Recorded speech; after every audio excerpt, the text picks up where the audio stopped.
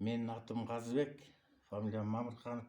Нарын шаарында улуттук кол өнөрчүлүк боюнча кесип экинчи кесибимде өзүм эми мугалиммин, кол өнөрчүлөрдү окутам. Анан ушул обуреки шырдакчаны Кыргызстын шырдак ала кийиз деген негизги өнөрлөрүнөн болуп саналат. Анан ушул шырдакчаны шырдактын үлгүсүндө жасагам, шырдак жасоонун технологиясы менен.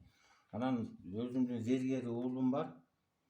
Ошол экөөбүздөн мен ушул шырдакча менен ал өзүнүн зер буюмдары менен онлайн конкурска катышып, конкурсту жанагы Түркиянын Анкара клубу деген эл аралык конкурс уюштурат да жыл сайын, онлайн конкурс. Ошондон быйылкы жылы биринчи местаны орунду утуп алдык да, ал зергер боюнча утуп алды, мен ушул кийиздер боюнча.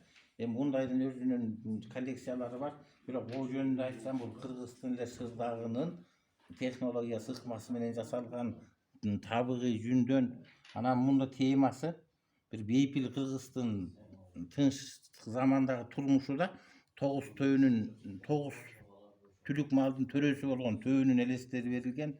Анан күн тийип турат, асман ачык, ала тоо, булуттар. Анан тынчтыкта төөлөр жуушап уктап жатышат ботосу менен. Анан ушул шырдактын эле чакан үлгүлөрү да азыркы заманга ылайык. Булар биздин жана Кыргызстандын экономикасына өнүктүүгө салым кошо турган туристтерге да ылайык да. Алар шырдакты көтөрүп кетпейт. Мындай шырдакчылар болсо көтөрүп кеткенге өтө ыңгайлуу. Анан бул өзү кол өнөрчүлүгү эми бара тарыхты, маданиятты сактап калуудан тышкары бизнес да болуп атат. Ушул Анкара клубу уюштурган онлайн конкурста Монголия, Румыния, венгрлер болсо көчмөн калып болгон илгери. Турция сыяктуу 9 мамлекеттин чыган кол өнөрчүлөрү эмеге катышат да, онлайнга карап, анан онлайндан карап ушуларды эмгектерди баалап, балдарын коет. Анан ошондо биринчи орунду быйыл багынттык.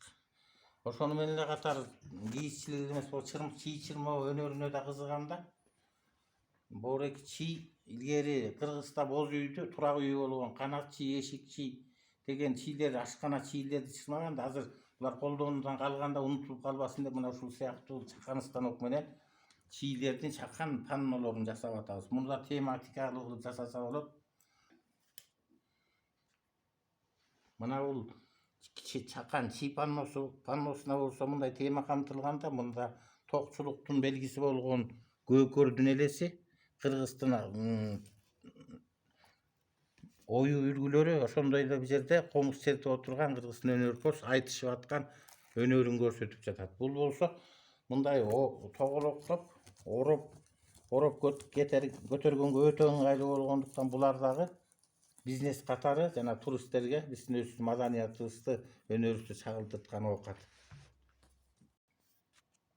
Мына биз ушул бизге кол өнөрчүлөргө мамлекет, маданият министрлиги тарабынан ар кандай колдоолор болсо, биздин максатыбыз ушул өнөрдү, Кыргыздын түптүү уюткул өнөрүн урпактарга, мисалы менин уулума, андан кийинки урпактарга калтырса, биздин жанагы маданий өнүгүүбүзгө жана маданий туризмдин өнүгүшүнө өбөлгө болот эле.